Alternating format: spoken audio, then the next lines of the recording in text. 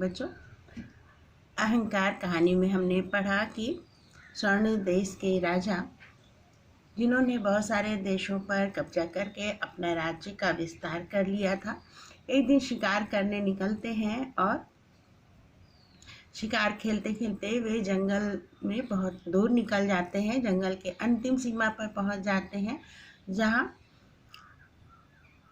उन्होंने ऊंचे पहाड़ों, झील और एक बसा हुआ नगर देखा। उनको लगा कि ये तो मेरे राज्य का हिस्सा है, इतना खूबसूरत क्षेत्र मेरे राज्य में है, ये मैंने सोचा भी नहीं था। लेकिन उनके मंत्री उन्हें बताते हैं कि नहीं महाराज, ये जंगल तक ही हमारी सीमा समाप्त हो जाती है और इसके आगे ये दूसरा राज्य है। राजा के मन में लालच पैदा होता है कि इतना सुंदर राज्य भला हमारे देश में नहीं है, तो इसे अपने देश में शामिल करना है हमें। मैं इस पर चढ़ाई करूँगा, हमला करूँगा और इसे अपने राज्य की सीमा में मिलाऊंगा। चलिए अब उसके आगे पढ़ते हैं। अभी 10 दिन भी न बीत पाए थे कि वह शांत जलराशि, जिस पर अब पहले गाते हुए मछुआरे मछलियाँ पकड़ते थे, अब उन्हीं के खून से लाल होने लगे। महाराज के वीर सैनिकों की बाढ़ वर्षा पेड़ों और पत्थरों को भी छत विछत करने लगे। यानी 10 दिन भी नहीं बीता था कि राजा वहाँ हम अपने सैनिकों को लेकर के हमला करने आ गया। जो पानी शांत रहता था, जहाँ पे निश्चिंत होकर के मछुआरे मछलियाँ पकड़ने का काम करते थे, उन मछुआरों पर राजा के सैनिक अपने धनुष बाढ़ छोड़ने लगे। उन मछुआरों की मृत्यु होने लगी और जिसके खून से जो पानी, झील का पानी लाल होने लगा। इतना ज़्यादा हमला हुआ, इतना इस तरह का युद्ध हुआ कि जो पहाड़ थे वो भी उनके तीरों से छत विछत यानी नष्ट होने लगे, टूटने फूटने लगे। पेड़ पौधे पत्थर जो कुछ भी था, यानी बहुत ही भयंकर युद्ध शुरू हुआ। राजा के सैनिकों ने बहुत ही भयानक युद्ध शुरू किया, वहाँ के शांत लोगों पर हमला कर दिया। युद्ध करते करते 3 दिन बीत गए। महाराज की सेना झील पार करके नगर की दीवारों तक जा पहुंची, फिर भी मछुआरों ने हथियार नहीं डाले। युद्ध करते हुए 3 दिन बीत गया।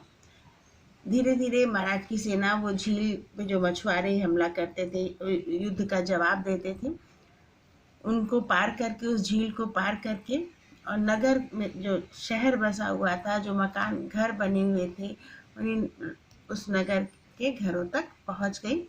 लेकिन मछुआरे हार नहीं माने, वो निरंतर युद्ध करते रहे। जब तक उनके अंदर जान थी, जब तक उनके अंदर हिम्मत थी, वे अपने देश के लिए लड़ते रहे। उन्होंने देश की सुरक्षा के लिए लड़ना नहीं छोड़ा।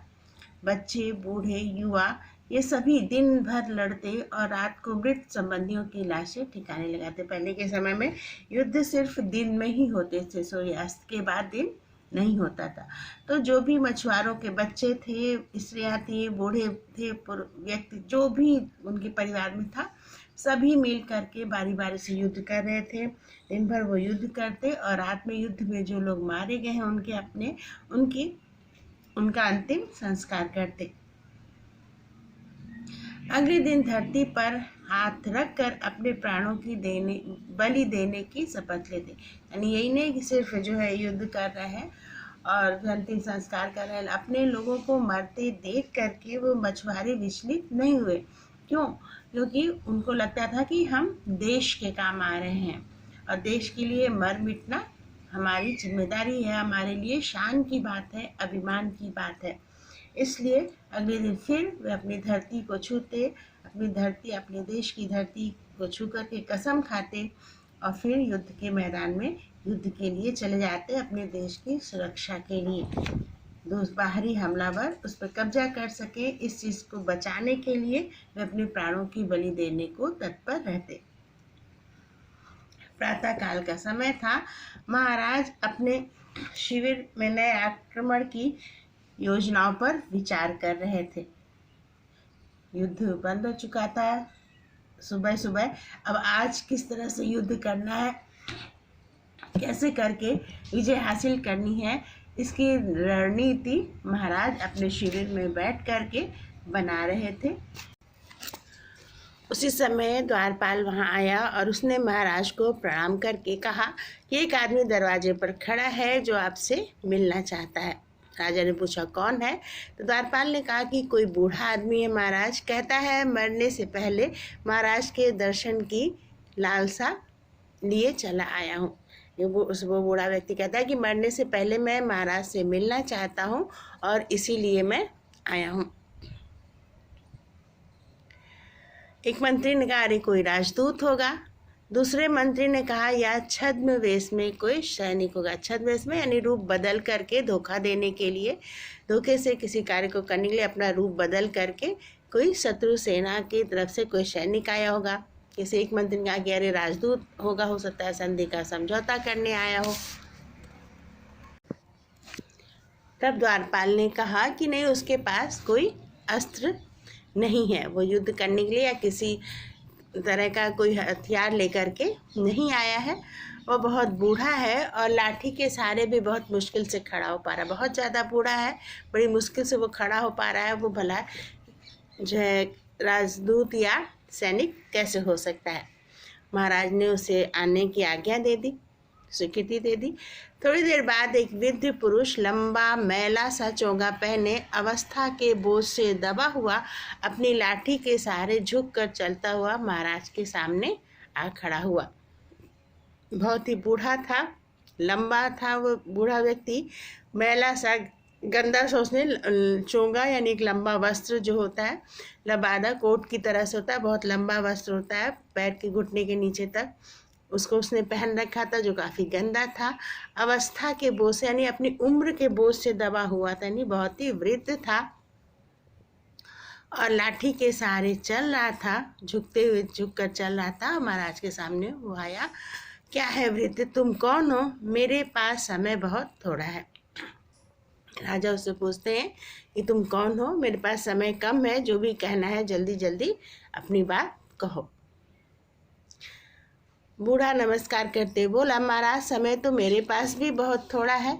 महाराज के यश और कीर्ति के गीतों से चारों दिशाएं गूंज रही हैं, मैं आपके दर्शनार्थ चला आया। कहता मेरे पास भी बहुत समय नहीं है, मैं बूढ़ा हूँ, कभी भी मर सकता हूँ, लेकिन आपका नाम, आपकी कीर्ति, आपका यश चारों तरफ फैल रहा था, इसलिए मैंने सोचा कि एक बार आपके दर्शन कर लूँ। दर्शनार्थ है दर्शन के लिए, आपको देखने के लिए, कि मरने से पहले एक बार आपके दर्शन कर लूँ कि कौन इतना महान व्यक्ति है, कौन इतना महान राजा है। महाराज थोड़ी देर तक उसके चेहरे की ओर देखते रहे, फिर बोले शत्रु देश से आए हो? कहता है शत्रु देश से आए हो? पहले देखते रहे इतना बूढ़ा व्यक्ति आखिर मुझसे क्यों मिलना चाहता है। फिर उन्होंने पूछा नहीं महाराज, मैं आप ही का राज्य सेवक हूँ, यहाँ से थोड़ी दूर पर मेरा झोपड़ा है। तो नहीं, मैं आपके ही राज्य का हूँ और यहीं से थोड़ी दूर पर मेरी झोपड़ी है जिसमें मैं रहता हूँ। राजा पूछते हैं फिर क्या चाहते हो? वो कहता है दान दक्षिणा का प्रार्थी हूँ महाराज, मैं बहुत बूढ़ा हूँ। कहते हुए वृद्ध ने अपने लंबे वस्त्र की जेब में हाथ डाला और एक छोटी सी सफ़ेद हड्डी का टुकड़ा निकाल कर बोला मुझे इस हड्डी के वजन के बराबर सोना दे दिया जाए महाराज, मुझे और कुछ नहीं चाहिए। जेब में अपने हाथ डालता है और हड्डी का बहुत छोटा सा टुकड़ा निकाल करके राजा की तरफ बढ़ाता है और कहता है बस इसके बराबर मुझे सोना चाहिए और कुछ नहीं चाहिए। महाराज ने हड्डी को देखा, नाखून से बड़ी वह हड्डी ना थी। उसे देखकर वे अकस्मात हंसने लगे। वृद्धावस्था में लोग पागल हो जाते हैं, इस हड्डी के तुल्य तो रत्ती भर भी सोना ना आएगा। वृद्ध और कुछ मांगो। महाराज देखते हैं नाखून से भी छोटा वो हड्डी का टुकड़ा था, उसके वजन के बराबर तो सोना बहुत थोड़ा सा होता। कहते हैं बुढ़ापे में लोगों का दिमाग खराब हो जाता है, लोग पागल हो जाते हैं, ये तो बहुत छोटी सी हड्डी है, इसके बराबर तो बहुत थोड़ा सा सोना आएगा, तुम कुछ और मांग लो। मेरे लिए आपके हाथ का दिया हुआ कण भर सोना भी निधि के समान होगा महाराज। वो वृद्ध कहते हैं कि आप एक कण भर, एक छोटे से तिनके के बराबर भी अगर मुझे सोना दे देंगे तो वो आपके हाथ से मिला रहेगा, इसलिए वो मेरे लिए बहुत बड़े धन के समान होगा। महाराज ने हंसते हुए तराजू मंगवाने का आदेश दिया और पास पड़े हुए चांदी के थाल में से 2 स्वर्ण मुद्राएं उठा बूढ़े की ओर फेंक दी। इनके साथ हड्डी को तोल लो वृद्ध। कहते 2 सिक्के सोने की मुद्राएं उनके उस वृद्ध की तरफ फेंकी, का इनसे तौल, यानी ये उनको अंदाजा था कि हड्डी से तो ज़्यादा महंगा भारी ही ये दोनों सिक्का होगा, और इसलिए वो निश्चिंत होकर कहते हैं कि इससे तौल लो।